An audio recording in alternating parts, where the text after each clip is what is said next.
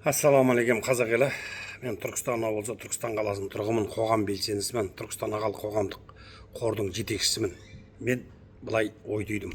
Бүгінгі күні мынау кәсіпкерлерге қиянат жасау, ол жергілікті билігі бар, акиматы бар, жаңағы земельный бар, кадастры бар, архитектурасы бар, және де рұқсат беретін сес бар. Олардан былай олардан алса да жергілікті бәлеқор дейміз ғой, бәлеқор дейміз. Солар кәсіпкерлерге мына жер заңсыз, мына жер ондай, бұндай қысым көрсету көбейіп кетті. Өте көбейіп кетті. Үлкен инвесторларға да. Мына Кентау қаласында, например, алатын болсақ, бір сұлулық салонын сабатқан адамға тал қырықтың басқа қырықтың дейді. Иә, құрылыс болған жерде тал қырқылады. Ал бірақ оған бір тал қырықса, 3 тал егуге соны келісім шартқа отырады, басқа болады.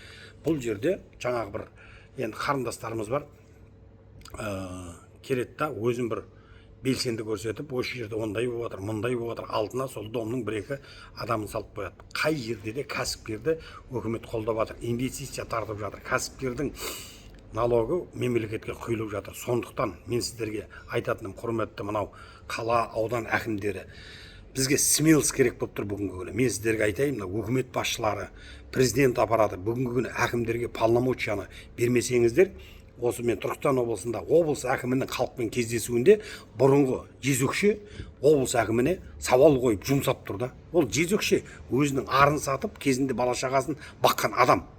Сондай адамдар облыс әкіміне жаңағы айқайлап жиналыстарды өткізбей жатыр. Мен өкіметтен сұрайтыным, мына өкіметке полномочия беру керек, әкімшілікке, мемлекет қызметкерлеріне қолдау керек бүгінгі күні. Өйткені мынау Дербесек ауылында, Сарыағаш ауданында, Түркістан облысында бір қақпас шал алжыған, 80-ге жақындаған. Өйткені ол шал деп айтатыным, өзі кезінде сол саққозды өйтіп-бүйтіп 15 мың гектар жері болса, 15-14 мың гектар, соның жартысын өзіне емденіп баққан балабақшаны, клубты сол ауылдың тұрғындарының айтуы бойынша. Бүгінгі күні періште болып, халықтардың ертіп болып, тағы да сол жерде оңғымалар бірдеңелерге көзі түсіп жүр да. Айналайындар, қашанғы біз бір-екі бәлеқор жазды дейміз. Кейде мынау әкімшілікке де кейде қарның ашатыны, соларға өздері ұйымдастырады. Ана кәсіпкерді бір счетчикке қою мақсатында ма, басқа қылған кездерінде ма. О кәсіпкерлер бір әкімнің айтқанымен істегесіне мынадан нан бар екен дейді да, жалпы жаңа кәсіпкерлерге қиянат көрсете бастады да. Осыған мемлекет тарапынан араласпаса, өкімет тарапынан, президент аппаратынан. Бізде мынау әкімдерді бүгінгі облыс әкімдердің кейде мен аяй, өткені жиналыста аузына келген оттап жатады. Ол облыс әкімі бір өңірді басқарып отыр, өлкені да, өңіріңді басқарып отыр. Оған кішкене құрмет керек, ол құрметтеу керек. Оны қадір қасиетіне, оның бетінен алып бажылдағанда, ол сенің абыройың өспейді. Мен бір жиналыста Кентау қаласында бір колледждің зам директоры, енді пенсияға шыққан.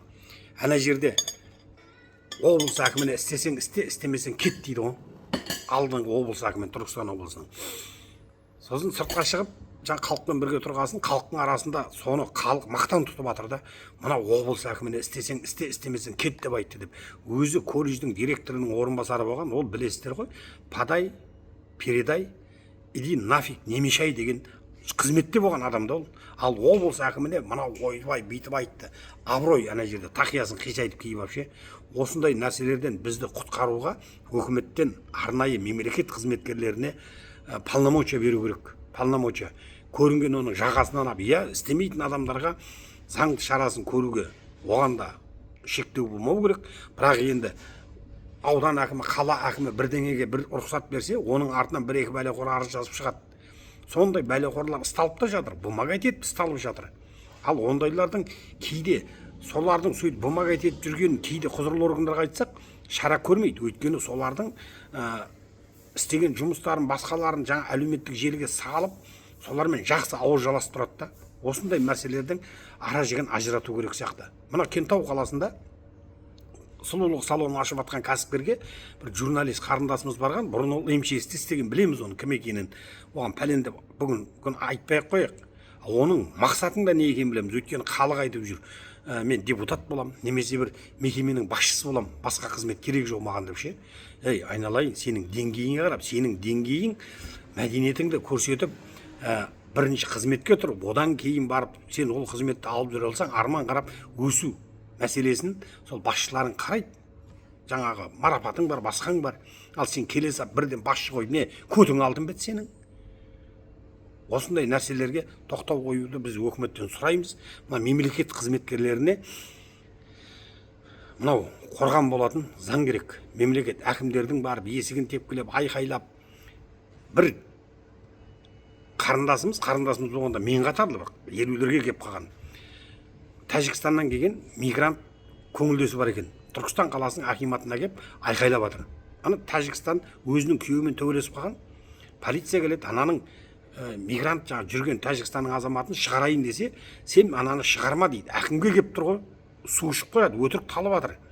Ананы көріп жағам ұстадым. Сонда сенің бір жерің қышса, оған қанағаттанбасаң, тағы көңілдесіңді үйіңе кіргізіп алсаң, ол заң аясында заңсыз жүргесін полиция шығарам десе, сен акиматты кеп шулатасың да. Осындай нәрселерге заңды шара көру керек, айыппұлын қарау керек. Акиматқа кеп заңды әкімнің тарапынан бір қателік кетіп жатса, басқа қылса айтып ескертуге болады. Ауыл қариялары бар, қоғам белсенділері бар, айтуға болады.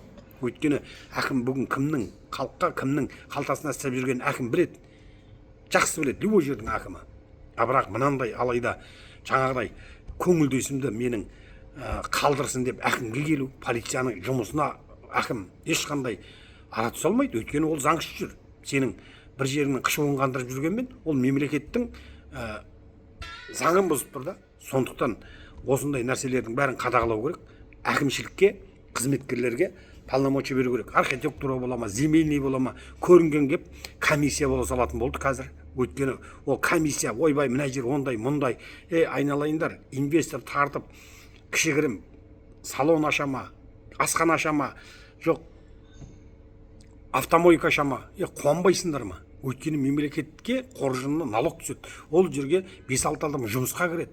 Ол жер мына электр жүйесін алады, су алады, оған как юридически не төлейді, оған екі нарықпен.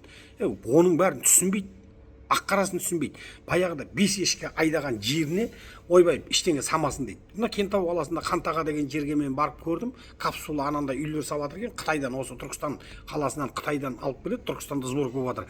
Кәдімгі кухнясымен басқасымен капсула үйлер бар ғой қазір. Соны Түркістанда құрап жатыр заводы. Кентауға, Қантаға деген жерге сап жатса, сол жерде 1-2 қақпас шыққан ғой. Бұл жерге самасын, бұл жерге біз ешкімізді, малымызды баққанбыз деп. Айналайын, 5 ешкімді ысқырығын жер жарат айдағаның 5 ешкі демекші. Кәсіпкер инвесторларды біздің табиғатқа тартуымыз керек, и туристарды жұмыс істеуіміз керек. Давай, мынандай жаңағы өзінің бас пайдасын 1-2 адам шулатып артына еріп алып, шулайтын қақпастарға тоқтау қою керек. Бірақ нәрсе, мына үкімет тарапынан көмек болмаса, жергілікті облыс әкімдерінің өзіне былай қарап тұрса, наез айтатындар өтірік. Осы Түркістан облысының әкімшілігінің кездесуіне келді. 4 километрде мектеп жоқ бірдеңе дейді. Әкімнің өзі бар, Алла разы болсын.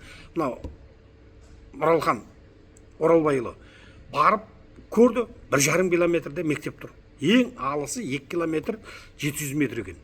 Бұл халықтың қашанғы бұның шуылдайды? Шуылдады ма, заңсыз ба?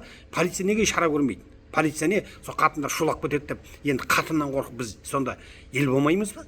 Жоқ, қатындар, шулаған қатындар басқара ма? Шулаған қатындар мемлекеттің заңын өзгерте ма? 5-6 қатын шуласа, әкімшілік қылмыстық заңдар өзгере бере ма? Давайте жұмыс істейік заң аясында. Мынау камера бірдеңелерді қосып атсыздар ғой. Ол егер халық соған наразы болмасын. Мынау кәдімгі 5-6 қатын уже кәсіпкерлерге кәдімгідей крыша болуға айналды. Анандай сондай баяғы 90-шы жылғы крышалар бар еді, қазір барады да шауып барады, мына жер заңсыз бірдеңе сірдеңе дейді, бірдеңесін берсе, көтенін қысады да кетеді. Сондықтан құрметті қазақ елі, назар аударыңыздар. Өкімет, президент аппараты, бас прокуратура, полиция басқармасы мынандай шулаған адамдарға айыппұл салу керек. Ер мен әйел бір құқылы деп айтсыздар ғой. Біз правамыз тең деп. Бірдей заң көру керек, оларға да арест беру керек. Өйтпесең, мына қатындар бір күні басыңа сиеді. Өкіметтің де, бас прокуратураның да, полицияның да, бұлардың бетімен жіберсең, бұл істейтін әлі көретін боласыздар. Қит етсе көше жабамыз, қит етсе алып кетсін, қит етсе ана кәсіпкердің кәсібін тоқтатыңдар. Кәсіпкерді өкімет, президент қолдап жатыр. Неге бұл өкіметтің саясатын қолдамайды? 5 қатын шуласа заңды өзгерте береміз. Кейде әкімдер де бар, соларды өздері жұмсайды да кейін құтыламай қалады. Осыған назар бөлулеріңізді сұраймын. Түркістан ағалық болашақ қоғамдық еңбек жетекшісі Ерғожаның ұлы Әлқожа.